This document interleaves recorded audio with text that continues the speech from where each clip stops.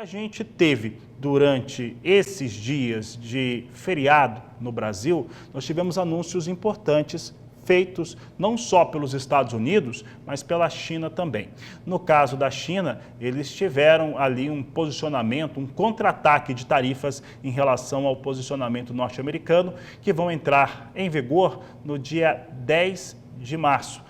Nós tivemos ali alguns produtos como frango e milho subindo de 10% para 15% a taxa para produtos americanos e tivemos o estabelecimento de tarifas de 10%, estavam em zero, de 10% para outros produtos, como carne bovina, carne suína e soja. Para falar a respeito deste tema, nós vamos conversar agora ao vivo com Matheus Pereira, da Pátria Agronegócios, que fala também sobre expectativas de mercado.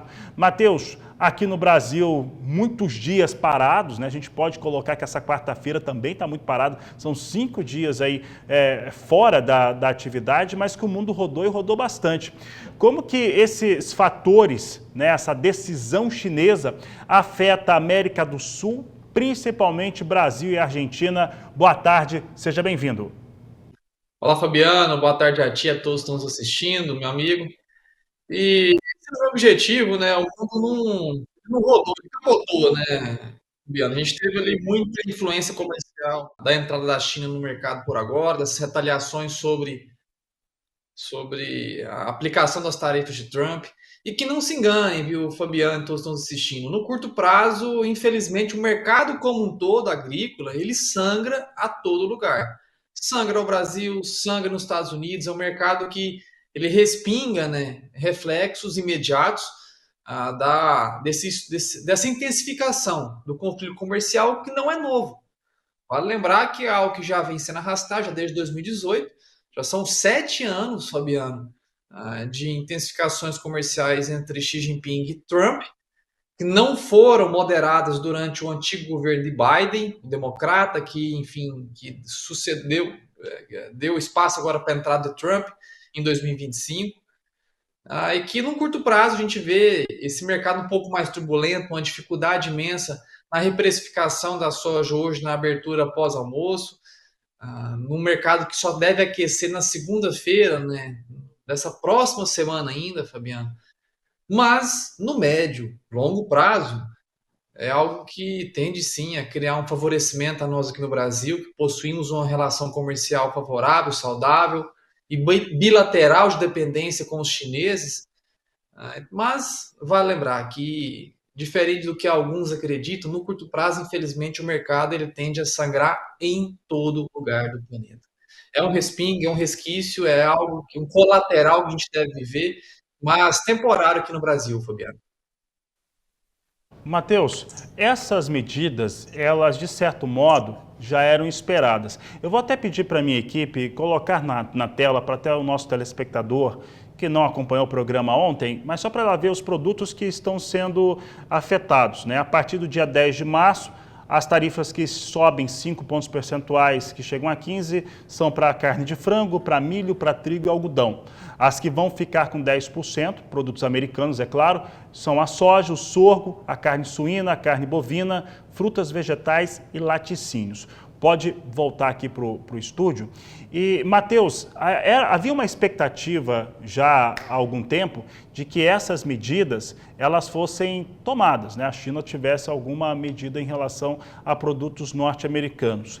O impacto delas, aquilo que foi anunciado, é maior, é menor ou dentro daquilo que a China costuma fazer? Porque para vários economistas, eu conversei com vários economistas nesses últimos 2 dias, aqueles que puderam falar com a gente, eles colocavam a seguinte questão, que a medida norte-americana, de uma maneira até contraditória, faz com que a China vire um parceiro comercial para outros países bem mais atraente do que era antes, né? E essa frase está dizendo muito mais as certezas em relação ao comércio bilateral ou por blocos com os Estados Unidos. Como é que você determina o impacto dessas medidas que foram tomadas?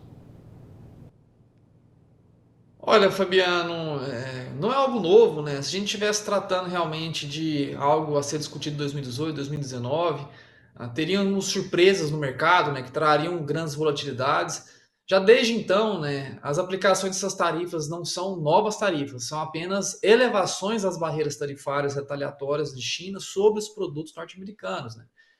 Já desde 2019, 2020, Fabiano, no caso China e Brasil, a China concentra, né, tudo o que é possível das aquisições de soja, milho, algodão, carne bovina ao Brasil. Só vai buscar países, né, outros países parceiros, no caso norte-americanos, que já estavam sob barreiras tarifárias, quando há o esgotamento do exportável aqui no nosso país, Fabiano.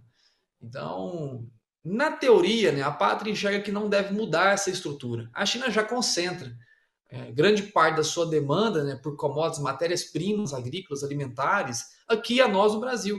Ela só interrompe esse ciclo de novas compras, né, quando não temos mais o produto a ser colocado para fora do país, como aconteceu em reta final do ano 2024. Ao final do ano passado, né, a soja se esgotou para exportação aqui no Brasil, devido a quebras de safras observadas aí no Mato Grosso do Sul, no Mato Grosso, no estado de Goiás, que limitou o potencial produtivo com muita agressividade do nosso país e desabasteceu o mercado para exportação. Já desde novembro, né, o Brasil não consegue colocar soja para ser embarcada e só voltou a colocar esses embarques agora em meados de fevereiro, quando começou a entrar uma nova safra, um novo ciclo disponível aqui no nosso país, né, Fabiano? Alimentando em especial, né, a demanda chinesa. Então, na nossa percepção, sim, ela ressalta esse laço comercial com outros países parceiros da China, a não ser os norte-americanos, e que no Brasil a gente já vem cultivando, né, esse laço comercial já desde da década de 90, quando a China começou a abrir o mercado de importação de soja transgênica aqui de território brasileiro, né, e que esse laço comercial ele deve ser mantido, ele deve ser cada vez mais cultivado. A gente tem esse atual governo, né, por problemas ou não, a gente tem um representante do nosso setor do agronegócio, a Fávaro, né, que fez sim um papel de liberar novos mercados, de aproximar cada vez com a China. E acredito que seja esse o caminho e a inclinação que, independente de quem esteja no nosso executivo lá em Brasília, que tenhamos representantes no nosso Ministério da Agricultura, Fabiano, que possa fazer cada vez mais esse papel de aproximar e manter esse laço comercial muito saudável com, em especial, né, os asiáticos, que são aí os nossos principais clientes, assim dizendo, Fabiano. Então, eu digo que não houve grandes mudanças estruturais a nós em relação aos nossos principais parceiros asiáticos, né? Só houve talvez uma reafirmação desse laço comercial muito saudável que temos até o momento, meu amigo. E, Matheus, o anúncio, quando ele foi feito, ele gerou impactos na Bolsa de Chicago nesta terça-feira, né? A Bolsa de Chicago estava em operação. As quedas foram fortes, todo o complexo soja caiu de forma expressiva e trigo e milho, que são muito associados também, mostrando até uma fragilidade, né, um pouco maior para o mercado de trigo, o que traz preocupação em relação ao abastecimento aqui no Brasil também, até por conta da Argentina sendo mais assediada para vender para a China, então mexe com muitos mercados, mas de qualquer maneira a gente viu Chicago desabando. Nesta madrugada, no começo da manhã, a gente tinha Chicago recuperando alguma coisa, mas agora há pouco estava tudo no vermelho novamente. Como que os mercados, né, Chicago deve reagir a partir de agora? O que Chicago vai contar para o operador? Porque com uma tendência dos Estados Unidos ficarem um pouco mais isolados, como é que essa precificação ela deve representar para todos os outros países, inclusive o Brasil? Olha, Fabiano, eu vou distinguir essa resposta em dois setores, né? O setor de cereais, milho e trigo, e o setor de oleaginosas, né? No caso, soja. No mercado da soja, Fabiano, a gente já vê uma descorrelação do mercado brasileiro com o Chicago já muito notável, já desde 2019, que foi o primeiro ano integral que a China passou sobre retaliações sobre o produto norte-americano e concentrou as compras aqui ao Brasil. A gente vê que o principal fator, né, de variação, né, ou de sensibilidade aqui no mercado brasileiro de soja são os prêmios de exportação. No ano passado, Fabiano, nessa mesma época do ano, a gente tinha prêmios caminhando para patamares negativos, né? Na região dos menos 100, menos 110, menos 150 pontos, que é ali algo descontado de 15 a 17 reais por saco a menos, descontado nessa mesma época do ano, no ano passado. Tá? Por quê? Naquele momento tínhamos ali uma grande safra saindo do mercado, tinha ali uma oferta total, né, sendo disponibilizada ao mercado aqui no nosso país, um engasgo de colheita que acabou, enfim, dificultando realmente o logística de escoamento, e que nesse exato momento, Fabiano, diante dessas retaliações, essa intensificação do conflito comercial das oleaginosas, o mercado aqui, né, os prêmios de exportação estão mantendo em patamares saudáveis, muito contrário do que foi observado no ano passado, no ano retrasado. Temos no atual momento, né, prêmios no Brasil justificando até novas altas, mantendo, né, criando essa percepção que a concentração da demanda vai continuar aqui ao Brasil. Independente dessa sangria observada em Chicago, onde os contratos mais próximos, né, do vencimento já operam abaixo dos $10 por bushel, a sangria observada desde o anúncio das retaliações chinesas sobre os produtos norte-americanos, boa parte dessa sangria está sendo compensada pela elevação abrupta dos prêmios de exportação, que é a nossa principal balança de equilíbrio no atual momento, Fabiano, da oferta e agora, né, no foco da atenção da demanda, em especial o nosso produto aqui no Brasil. Então, ao mercado da soja, a gente vê que nesse reaquecimento das negociações aqui no Brasil, Fabiano, a gente vê sim um patamar, uma sangria temporária, porém preços recuperando, tá, com muita intensidade nas próximas semanas e meses, né, em especial passado ali os períodos mais cruciais, né, de sensibilidade financeira do setor, que seria agora o março, abril, depois o maio, depois o mercado recuperando com muita pujança, né, devido a essa concentração.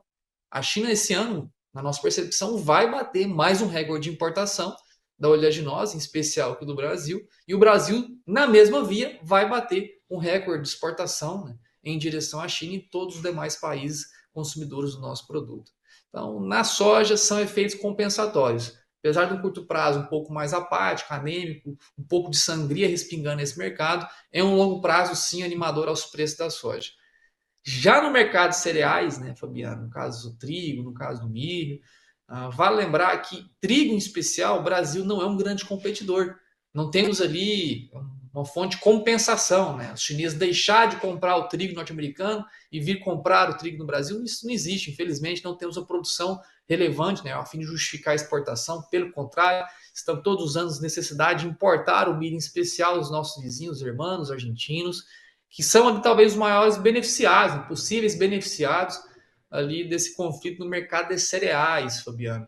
Dado que China, que é o grande auge da atenção desse conflito com Trump, não é uma grande importadora de milho sobre condições regulares de produção.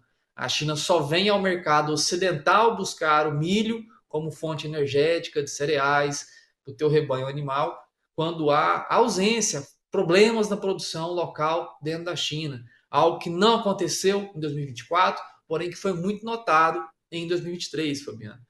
Então, a gente vê que o mercado de soja é um mercado que a gente tem uma capacidade de reação melhor. Agora, o mercado de cereais como um todo, né? O Brasil, ele não tem tantos efeitos benéficos, nem mesmo prejuízos, né, diante desse conflito comercial entre Estados Unidos e China.